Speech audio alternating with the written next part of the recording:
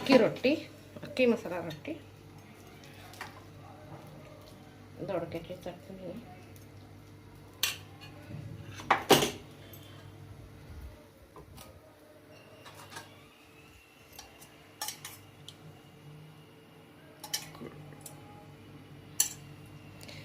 दही,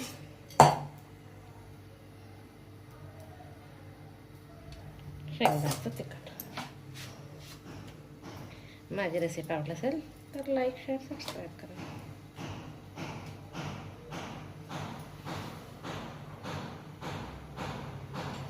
आता एक त्याच्यावर घातलं, नंतर ते मग कापड घालून घालतो. तेल लावायची गरज नाही. ज्यांना लागत असेल तेलाशिवाय खात नाही त्यांनी करायचं, आणि बिन तेलाशिवाय कढई तापायला ठेवल्या.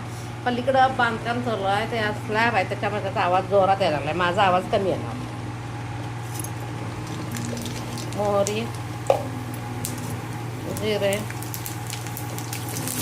कढीलिंब,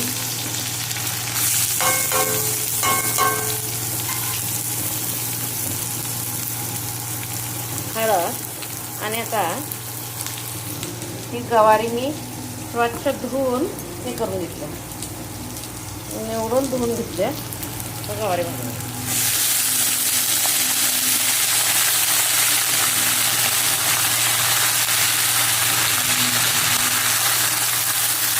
आता ही 5 मिनिटं आधीच भाजून घ्यायची. लगेच पाणी किंवा तिखट घालायचं नाही. चांगली भाजून झाल्यानंतर घालायचं.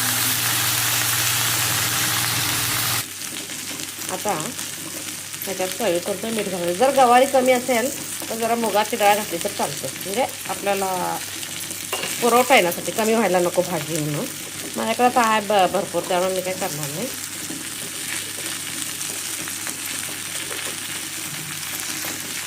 आणि आता थोडंसं शेंगदाण्याचं कूट.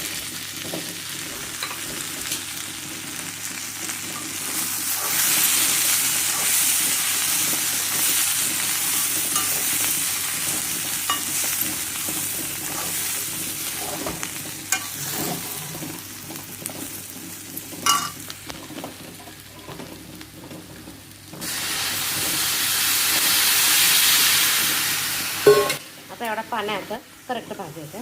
भाजी तयार झाल्यानंतर कोथिंबीर बारीक करून घाल. बाकी काय नाही, एकदम साधी सोपी रेसिपी.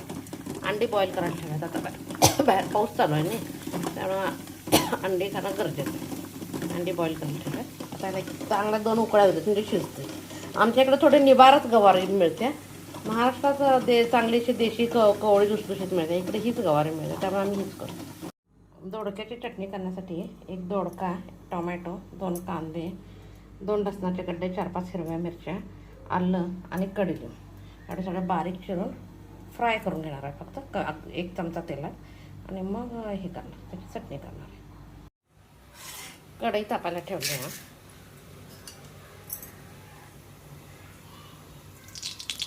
अगदी थोडंसं तेल घालायचं. टोमॅटो, कांदा आणि दोडका चिरून घेतला. दोडक्याची साल काय काढली नाही, कारण तसं आपण मिक्सरला बारीकच करायचं. खलबत्त्यात पण केलं तर चालतं आहे, पण माझा खलबत्ता लहान आहे आणि हे जास्ती आहे, तेव्हा हे मिक्सरला करणार. कमी असेल क्वांटिटी तर खलबत्त्यात केलं तर अजून, खलबत्ता किंवा उकळात केलं तर अजून टेस्ट. माझा खलबत्ता लहान आहे, त्यामुळे मला 2-3 वेळा करायला लागेल, म्हणून मी मिक्सरलाच करणार.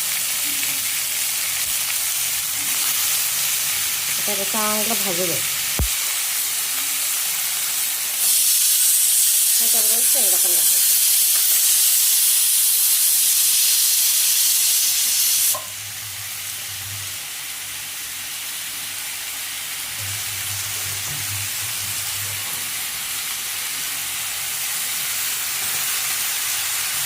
दोडका घालायचा.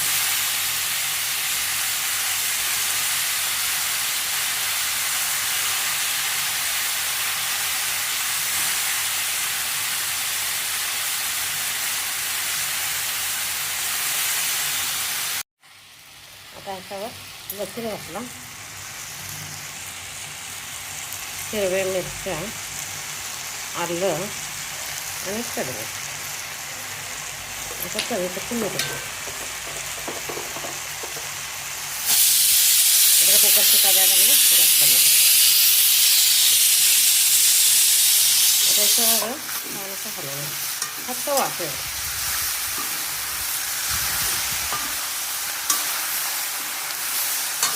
दोडका पण कोवळा आहे, काय प्रॉब्लेम नाही.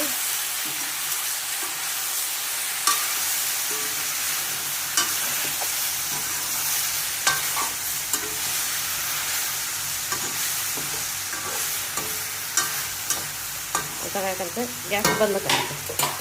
त्याचं ते वाफेवर एक 10 मिनिटं शिजते आणि 10 मिनिटानं काढलं तर मिक्सरला लावून घ्यायचं. हे गार झालंय, फक्त वाफेवर करून घ्यायचं.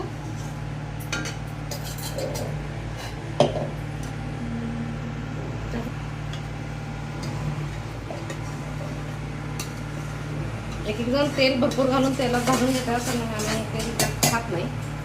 आम्ही घेतो आता ह्याच्यात तीळ आणि थोडीशी कोथिंबीर बारीक करून. हे नारळाची चटणी केल्यासाठी एकदम बारीक नाही तर त्याची साधारण मोठी मोठी असतात. म्हणजे खाताना तोंडात करकर आवाज आला तर खायला एकदम नाईस. नारळाची इडली बरोबर डोस्यावर नारळाची चटणी केली तर टेस्ट आहे. जर तुम्हाला पाहिजे असेल तर एक छोटा पॅन ठेवून तेल गरम करायचं आणि तेलात लाल मिरची, बेडगी मिरची, मोहरी आणि कढली घालायचं. पण आम्ही तेल वापरत नाही म्हणून मी फोडणी टाकणार. आता ह्याच्यात कच्चा कांदा घालायचा आणि कोथिंबीर. जरी तेलाची फोडणी करून घातली तरी कांदा त्यात घालायचा नाही, कांदा हा कच्चाच घालायचा तरच टेस्ट आहे. दोडका दोडक्याची चटणी खाण्यासाठी तयार होते.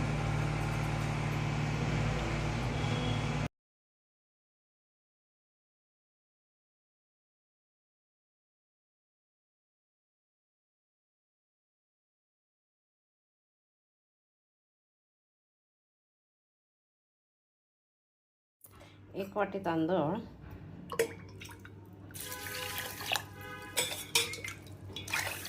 दोन वाटी पाणी,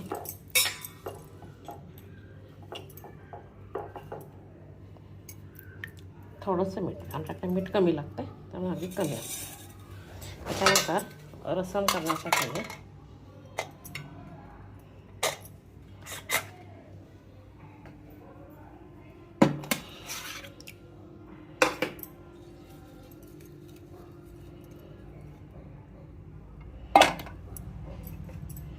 वाफ्यावर फक्त शिजवून घ्यायचं. म्हणजे वाफ्यावर शिजवून घेतलं की नाही ही स्किन काढायला येतं.